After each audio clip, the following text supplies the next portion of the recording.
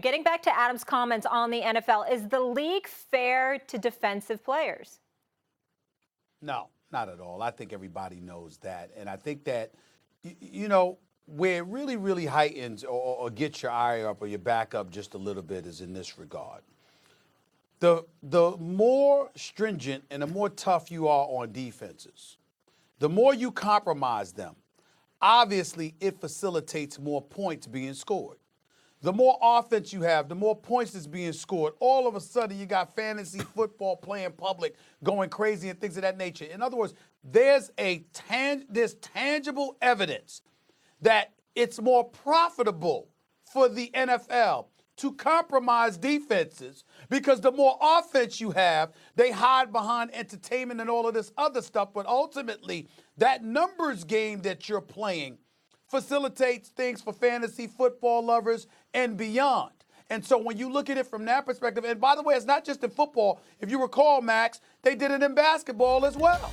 And as a result, more points were being scored. Remember the bad boy Pistons and then Knicks, Pat Riley's New York Knicks or whatever. NBA said, we don't want that. That's not an attractive brand of basketball. So they sort of adopted more tendencies that will facilitate more offense being generated, got some more of those European players coming from overseas into the NBA. And because of it, the NBA put up more points. The game was considered more appealing to the eye. Obviously, you see ratings, revenue. The global iconic brand that it is has just been flourishing and flourishing more and more.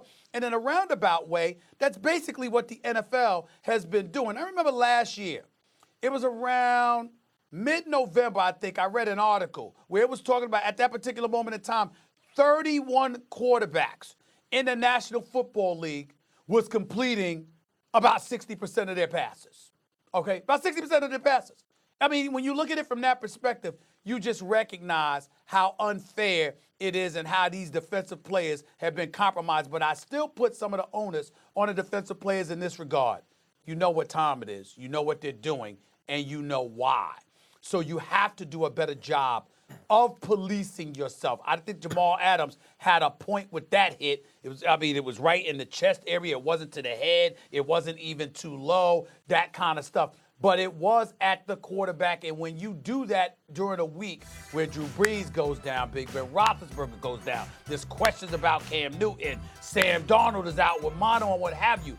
If it's not attractive as a league if the quarterbacks are endangered even more so than usual. So that's just the way it is. Of course, it's not fair to defensive players. It's not designed to be fair to defensive players. The rules are designed to get scores of 45-38, not 10-6. That's why the rules are there, because that equals revenue and ratings and revenue if you have high-scoring games. Offense sells in every league that you mentioned, Stephen A., and that's why the rules favor the offense the way they do. The quarterback is the commodity, right? So they're protecting him like with every single thing they can. And I understand the wisdom of that. But I totally agree with Jamal Adams here. Number one, on two counts, with roughing the passer in particular. Number one, it's BS. Like the Chiefs and the Patriots last year, the regular season game was decided because the linebacker didn't want to put his hands on Tom Brady when he got to Brady, and Brady waltzed into the end zone. That's not tackle football. Do we want to play tackle football? Yes or no? By the way, I didn't have a problem with Bountygate, because as long as the coach isn't saying do something illegal, if the coach is just saying, I want you to hit this dude so hard you knock him out of the game within the rules, that is part of the game. Those are the kind of body shots that, you want your players playing in a full contact sport. And on the other count, and Dominique, you go off on this, hasn't worked this year. Look at all the injuries to quarterbacks. Yeah. So if it's BS and it's not working, Jamal Adams got a point. I got a few points. So you're right, it hasn't worked. None of those plays were penalized that the quarterbacks got hurt on. Like Drew Brees slapped hands with Aaron Donald. You can't do anything to stop that.